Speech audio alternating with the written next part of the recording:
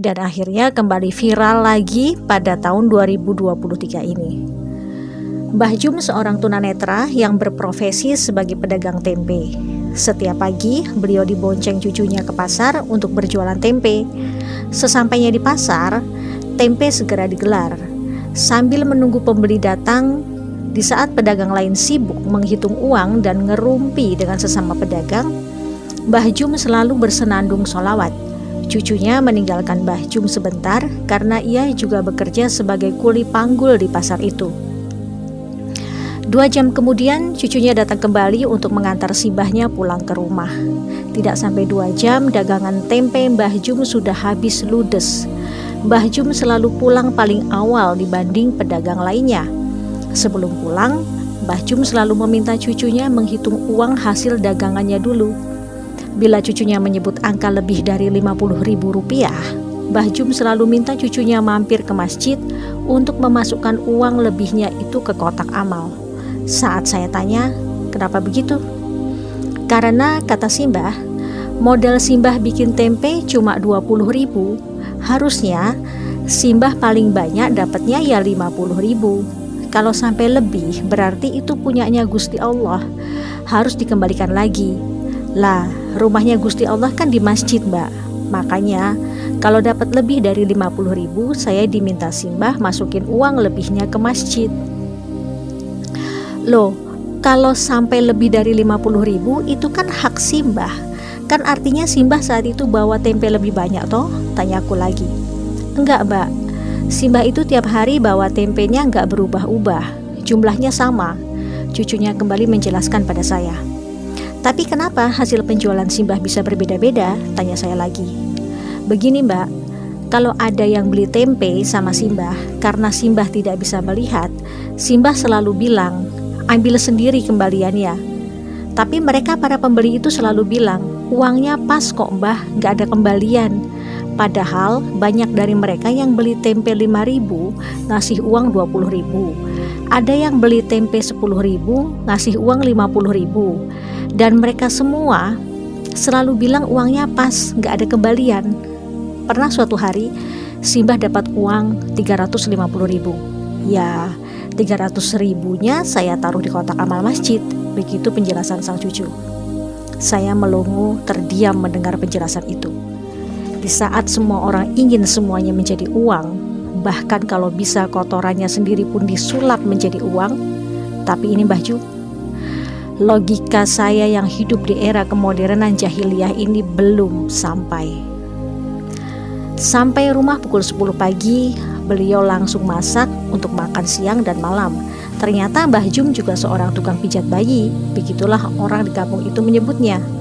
Jadi bila ada anak-anak yang dikeluhkan demam, batuk, pilek, rewel, kejang, diare, muntah-muntah, dan lain-lain, biasanya orang tua mereka akan langsung mengantar ke rumah Mbah Jum. Bahkan bukan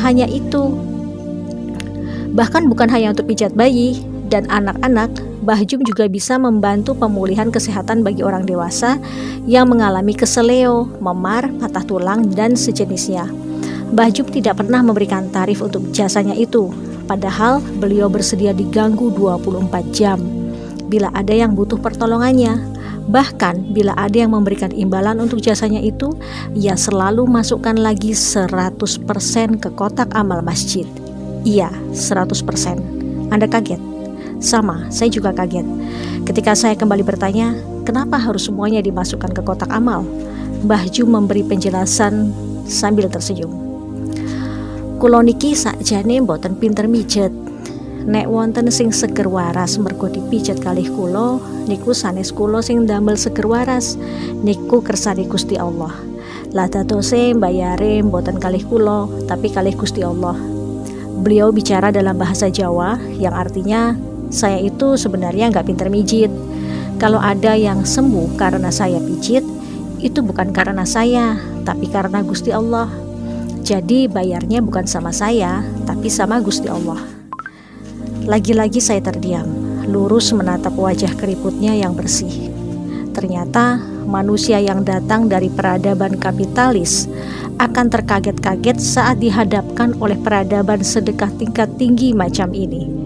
di mana di era kapitalis orang sekarat saja masih bisa dijadikan lahan bisnis. Jangankan bicara gratis, dengan menggunakan kartu BPJS saja sudah membuat beberapa oknum medis sinis. Mbah Jum tinggal bersama 5 orang cucunya. Sebenarnya yang cucu kandung Mbah Jum hanya satu, yaitu yang paling besar usia 20 tahun, laki-laki, yang selalu mengantar dan menemani Mbah Jum berjualan tempe di pasar. 4 orang cucunya yang lain itu adalah anak-anak yatim piatu dari tetangganya yang dulu rumahnya kebakaran. Masing-masing mereka berumur 12 tahun laki-laki, 10 tahun laki-laki, 8 tahun laki-laki, dan 7 tahun perempuan. Dikarenakan kondisinya yang tunanetra sejak lahir, membuat Mbah Jum tidak bisa membaca dan menulis. Namun ternyata ia hafal 30 juz Quran. Masya Allah. Cucunya yang paling besar ternyata guru mengaji untuk anak-anak di kampung mereka. Keempat orang cucu-cucu angkatnya ternyata semuanya sudah khatam Quran. Bahkan 2 diantaranya sudah ada yang hafal 6 juz dan 2 juz. Kulo niki tiang kampung, boten saged ningali nopo-nopo ket bayi. Alhamdulillah kersani Gusti Allah, kulo diparingi berkah, saged hafal Quran. Gusti Allah niku benar-benar adil kalih kulo. Beliau bicara dalam bahasa Jawa yang artinya, saya ini orang kampung, tidak bisa melihat apapun dari bayi. Alhamdulillah kehendak Gusti Allah saya diberi keberkahan bisa hafal Quran. Gusti Allah itu benar-benar adil sama saya. Itu kata-kata terakhir Mbah Jum sebelum saya pamit pulang. Saya peluk erat dia, saya amati wajahnya. Saya rasa saat ini bidadari surga iri melihat Mbah Jum, karena kelak para bidadari itu akan menjadi pelayan bagi Mbah Jum insya Allah. Matur nuwun Mbah Jum atas pelajaran sedekah tingkat tinggi pada tahun 2008 yang sudah Simbah ajarkan pada saya di pelosok desa Yogyakarta. Saya Irena Rajiman. Wassalamualaikum warahmatullahi wabarakatuh.